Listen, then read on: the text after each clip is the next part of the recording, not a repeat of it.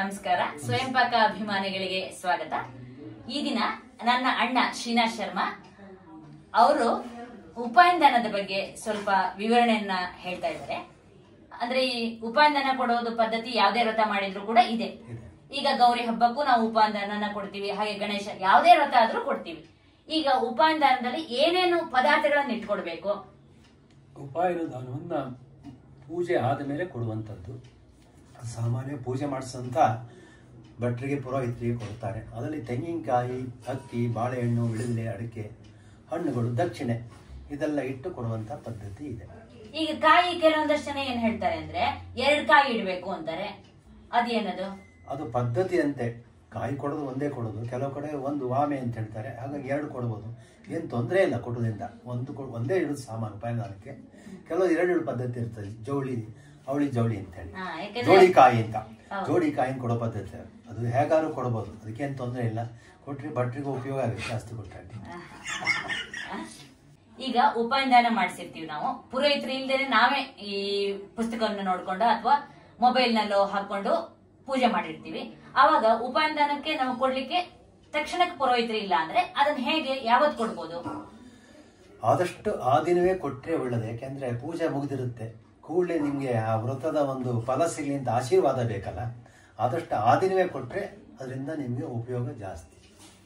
ಅವತ್ತು ಕೊಡ್ಲಿಕ್ಕೆ ಆಗ್ಲಿಲ್ಲ ಅಂದ್ರೆ ನಿಮ್ಗೆ ಈಗ ವಿಳೆದೆಲೆ ಇಟ್ಟಿರ್ತೀವಿ, ಅದು ಬಾಡಿ ಹೋಗುತ್ತೆ. ಮಾರನೇ ದಿನ ನಮಗೆ ಕೊಡ್ಲಿಕ್ಕೆ ಆಗ್ಲಿ, ಏನೋ ಅನಾನುಕೂಲ ಬಂತು ಅಂದ್ರೆ ಏನ್ ಮಾಡ್ಬೋದು? ಸಾಮಾನ್ಯವಾಗಿ ಹಾಗೆ ಆಗತ್ತೆ ಕೊಡ್ಲಿಕ್ಕೆ. ಯಾಕೆಂದ್ರೆ ಇದ್ದೇ ಇರ್ತಾರೆ ಯಾರೇ ಕೊಡ್ಲಿಕ್ಕೆ. ಇಲ್ಲದೆ ಯಾರಿಗಾರು ಕೊನೆಗೆ ಬ್ರಾಹ್ಮಣರ ಒಬ್ಬರಿಗೆ ಕೊಟ್ಟರು ಆಯ್ತು. ಪುರೋಹಿತರು ಸಿಗದಿದ್ರೆ ಒಬ್ಬ ಬ್ರಾಹ್ಮಣ ಗಾಯತ್ರಿ ಜಪ ಮಾಡಿದ್ರೆ ಸಾಕು, ಅವನಿಗೆ ಕೊಟ್ಟರು ಆಯ್ತು. ಉಪಾಯನದಾನಕ್ಕೆ ನಾನು ತಿಳಿದ ಹಾಗೆ ಮೋದಕ ಹಾಗಿದ್ದಿಡು ಪದ್ಧತಿ ಉಂಟಲ್ವಾ? ಇದೆ, ಮೋದಕ ಕೊಡಬೇಕು. ಯಾಕಂತ ಹೇಳಿ ಉಪಾಯನದಾನದಲ್ಲಿ ಅಕ್ಕಿ, ತೆಂಗಿನಕಾಯಿ, ವಿಳೆದೆಲೆ, ಅಡಿಕೆ ಜೊತೆಗೆ ಒಂದು 5 ಮೋದಕ, ಇಲ್ಲದ 11 ಬೆಸ ಸಂಖ್ಯೆಯಲ್ಲಿ ಗಣಪತಿ ಪ್ರೀತಿಯಾಗಿ ದಾನದಲ್ಲಿ ಕೊಡುವಂತ ಪದ್ಧತಿ ಇದೆ. ಉಪಾಯನದಾನಕ್ಕೆ ಜೋಡಿಸ್ಬೇಕಾದ್ರೆ ಒಂದು ತಟ್ಟೆಗೆ ಅಕ್ಕಿಯನ್ನು ಹಾಕ್ಬಿಟ್ಟು ಅದರ ಮೇಲೆ ವಿಳ್ಳೆದೆಲೆ, ಅಡಿಕೆ ಇಡಬೇಕು. 2 ವಿಳ್ಳೆದೆಲೆ, 2 ಅಡಿಕೆ. ಇಲ್ಲೂ ಕೂಡ 2 ವಿಳ್ಳೆದೆಲೆ, 2 ಅಡಿಕೆ ಇಟ್ಟಿದ್ದೀನಿ. ಹಾಗೆ ತೆಂಗಿನಕಾಯಿಗಳು 2 ಇಟ್ಟಿದ್ದೀನಿ. ಅದರ ಮೇಲೆ ದಕ್ಷಿಣೆ ಇಟ್ಟಿದ್ದೀನಿ. ಪುರೋಹಿತರು ಉಪಾಯನದಾನ ಕೊಡಿಸ್ಬೇಕಾದ್ರೆ ನಿಮ್ಗೆ ದಕ್ಷಿಣೆ ಮೇಲೆ ನೀರು ಹಾಕ್ಲಿಕ್ಕೆ ಹೇಳ್ತಾರೆ. ನೋಟ್ ಇಟ್ರೆ ಒದ್ದೆ ಆಗುತ್ತೆ, ಅದರಿಂದ ನಾನು ಇಲ್ಲಿ ದಕ್ಷಿಣೆ ಇಟ್ಟಿದ್ದೀನಿ. ಹಾಗೆ ಹಣ್ಣು, ಪುರೋಹಿತರಿಗೆ ಕೊಡ್ಬೇಕಾದಂತಹ ದಕ್ಷಿಣೆ ಶಕ್ತಿ ಅನುಸಾರ ನೀವು ಎಷ್ಟು ಸಾಧ್ಯವೋ ಅಷ್ಟು ದಕ್ಷಿಣೆಯನ್ನು ಕೊಡ್ಬೋದು. ನಾನು ನಿಮಗೆ ತೋರಿಸ್ಲಿಕ್ಕೆ ಇಲ್ಲಿ ದುಡ್ಡನ್ನು ಇಟ್ಟಿದ್ದೀನಿ.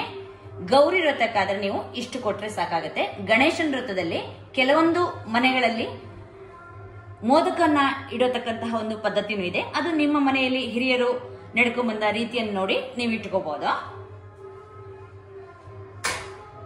ಉಪಾಯನದಾನದ ಸಂಕ್ಷಿಪ್ತ ವರದಿಯನ್ನ ನಮ್ಮಣ್ಣ ಶ್ರೀನಾಥ್ ಶರ್ಮಾ ನಿಮ್ಗೆ ತಿಳಿಸ್ಕೊಟ್ಟಿದ್ದಾರೆ. ಎಲ್ರಿಗೂ ನಮಸ್ಕಾರ. ನಮಸ್ಕಾರ.